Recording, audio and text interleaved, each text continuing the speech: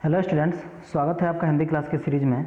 आज के इस सीरीज में हम डिस्कस करेंगे 8वीं कक्षा पल्लव भाग 3 में संकलित एक पाठ के संपूर्ण प्रश्न उत्तर को, जिसका शीर्षक है भारत दर्शन। इस प्रश्न उत्तर का पीडीएफ का लिंक इस वीडियो के डिस्क्रिप्शन बॉक्स में दिया गया है। आप वहां से डाउनलोड करके क्वेश्चन आंसर आसानी से लिख सकते हैं। तो देखते हैं प्रश्न उत्तर को।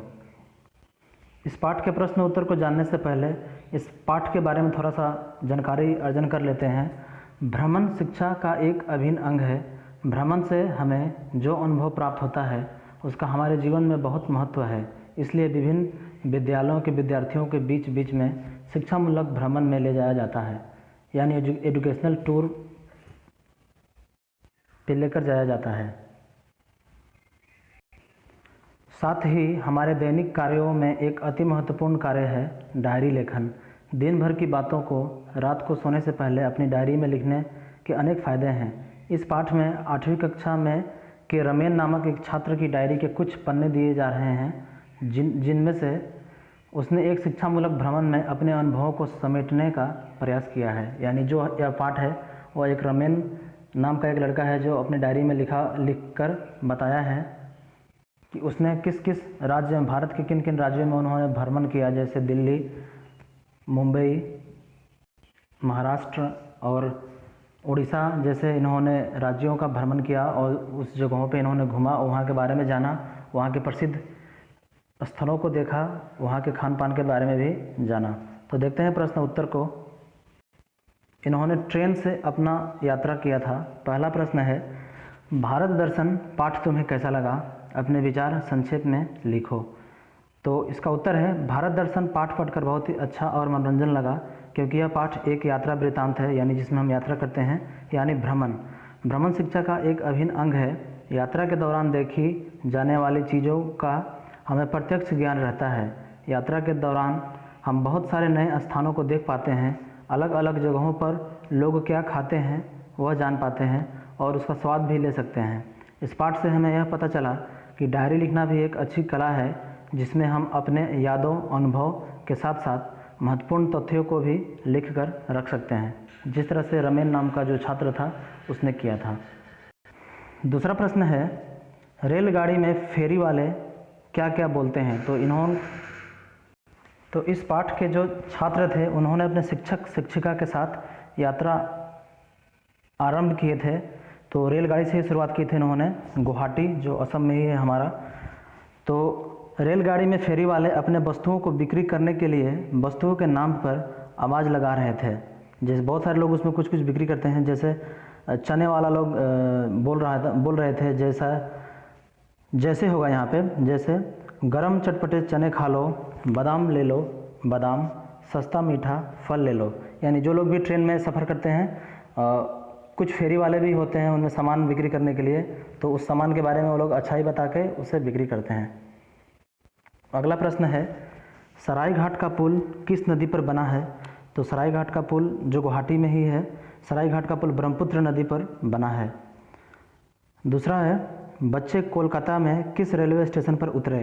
तो जब वे गुवाहाटी से चढ़े थे तो उसके बाद वे लोग कोलकाता के हावड़ा रेलवे स्टेशन पर उतरे थे। तो बच्चे कोलकाता में हावड़ा रेलवे स्टेशन पर उतरे। उसके बाद है, दक्षिण भारत का सबसे बड़ा रेलवे जंक्शन कौन सा है? तो रेलवे जंक्शन का तात्पर्य वही है, यानी जिस रेलवे स्टेशन से बहुत सारे कई स्टेशन से जुड़ने वाली या फिर जाने वाली गाड़ियां रहती हैं। जैसे हमारे आसपास के लामडिंग जंक्शन है, उसके बाद छापरमुख रेलवे जंक्शन है, और असम का सबसे बड़ा रेलवे जंक्शन तिनसुकिया है। तो उसी तरह दक्षिण भारत यानी साउथ इंडिया का सबसे बड़ा रेलवे जंक्शन कौन सा है? तो दक्षिण भारत का सबसे बड़ा रेलवे जंक्शन विजयवाड़ा है। अगला प्रश्न है, मायानगरी के नाम से कौन सा शहर विख्यात है? तो मायानगरी के नाम से मुंबई शहर विख्यात है। आगे का प्रश्न है, पेठा कहाँ की मशहूर मिठाई है? तो पेठा मिठाई आगरे में मशहूर है। उत्तर प्रदेश के आगरा नाम का जो शहर है वहाँ पे पेठा मिठाई मशहूर है। जिस तरह हमारे असम में चाय मशहूर है, उसी तरह जो आगरा है वहाँ पे पेठा मशहूर है। अगला है, बच्चों ने तैरते हुए डॉल्फिनों को कहाँ देखा? तो डॉल्फिन पक्षी है, उसे बच्चों ने कहाँ देखा था?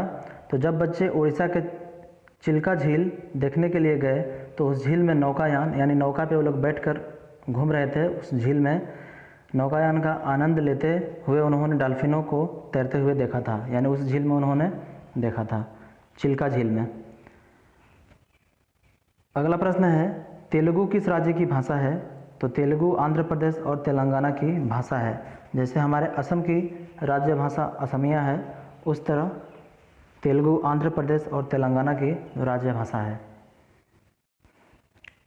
आगे का प्रश्न है, पुरी में सबसे आनंददायक क्या रहा? तो उड़ीसा में जगन्नाथ मंदिर क्या जगन्नाथपुरी भी एक धाम है और पुरी एक जगह है जो उड़ीसा में है। वहाँ पे आनंददायक क्या था बच्चों के लिए? तो जब बच्चे उड़ीसा के पुरी में चिल्का झील देखने और घूमने के लिए गए तो उन्होंने वहाँ नौकायान यानी नौके पर बैठकर उसका आनंद लिया, नौकायान का आनंद उठाया और डॉल्फिनों को तैरते हुए देखकर उन्हें बहुत आनंद आया। चिल्का झील एशिया की सबसे बड़ी खारे पानी की झील है। यहाँ पे हुए 2 बार हो चुका है, आप उसे एक बार एडिट कर सकते हैं। अगला प्रश्न है, किस कारण से मुंबई को बॉलीवुड के नाम से भी जाना जाता है? तो जैसा कि हम जानते हैं कि मुंबई में फिल्म इंडस्ट्रीज़ है, वहाँ पे फिल्मों के साथ साथ बहुत सारे टीवी सीरियल भी बनाया जाता है, इसलिए उसे बॉलीवुड के नाम से जाना जाता है। तो मुंबई में भारत का हिंदी चलचित्र यानी सिनेमा तथा दूरदर्शन उद्योग है, जिसके कारण मुंबई को बॉलीवुड के नाम से भी जाना जाता है।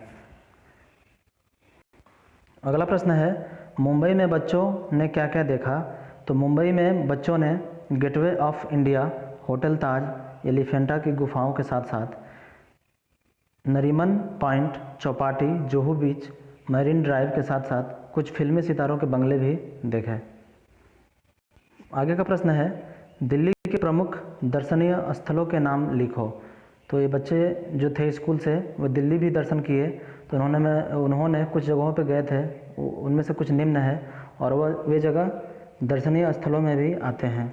तो दिल्ली के प्रमुख दर्शनीय स्थलों के नाम हैं राष्ट्रपति भवन, संसद भवन, इंडिया गेट, कुतुब मीनार, लाल किला, राजघाट, जंतर मंतर, बहाई प्रार्थना केंद्र, जामा मस्जिद, अक्षरधाम मंदिर आदि। अक्षरधाम मंदिर। अगला प्रश्न है, ताजमहल के बारे में तुम क्या जानते हो? तो हम सभी जानते हैं कि जो ताजमहल है वो आगरा में है, जो उत्तर प्रदेश में है। तो मुग़ल बादशाह शाहजहां ने अपनी पत्नी मुमताज़ महल की याद में सफ़ेद संगमरमर से ताजमहल बनवाया था। सन 1983 ईस्वी में ताजमहल को यूनेस्को विश्व धरोहर स्थल घोषित किया गया था। यानी वर्ल्ड हेरिटेज साइट एक होता है जिसमें उन चीज़ों को संजो कर रखा जाता है जो भविष्य के लिए रखा जाए, जिनमें बहुत सारे टूरिस्ट प्लेस भी आते हैं। मुमताज़ महल का अन्य नाम अर्जुमंद बानो भी था। तो अगर एग्ज़ाम में आता है अर्जुमंद बानो के नाम से कौन विख्यात थी? तो मुमताज़ ताजमहल। तो याद रखिएगा आप लोग, अर्जुमंद बानो। अगला प्रश्न है, निम्नलिखित प्रश्नों के 4 उत्तर दिए गए हैं, सही उत्तर का चयन करो। इसमें ऑलरेडी ट्रिक लगाया गया है। जैसे क है सिटी ऑफ जॉय के नाम से प्रसिद्ध है, तो सिटी ऑफ जॉय के नाम से प्रसिद्ध है कोलकाता। उसके बाद कोणार्क जो उड़ीसा में है पड़ता है कोणार्क मंदिर, तो यह सूर्य मंदिर के लिए प्रसिद्ध है। उसके बाद एशिया की सबसे बड़ी खारे पानी का झील, यह भी हमने पाया था कि उड़ीसा में है चिल्का झील, जो खारे पानी का सबसे बड़ा झील है। उसके बाद है गेटवे ऑफ इंडिया कहाँ है? तो यह मुंबई में है। आप ध्यान दीजिएगा, अगर इंडिया गेट आता है तो वो दिल्ली होगा और गेटवे ऑफ इंडिया आता है तो वह मुंबई होगा। तो मुंबई किस राज्य में स्थित है? तो मुंबई महाराष्ट्र में स्थित है। तो ये सब प्रश्न इम्पोर्टेंट है, काफ़ी आप एग्जाम में आ सकता है, 1 नंबर का, आप इसे देख सकते हैं। तो ये थे आज के प्रश्न, आशा है आपको समझ में आया होगा। इस प्रश्न उत्तर का PDF का लिंक इस वीडियो के डिस्क्रिप्शन बॉक्स में दिया गया है, आप वहां से डाउनलोड कर सकते हैं और लिख सकते हैं। तो मिलते हैं नेक्स्ट सीरीज में, तब तक के लिए धन्यवाद।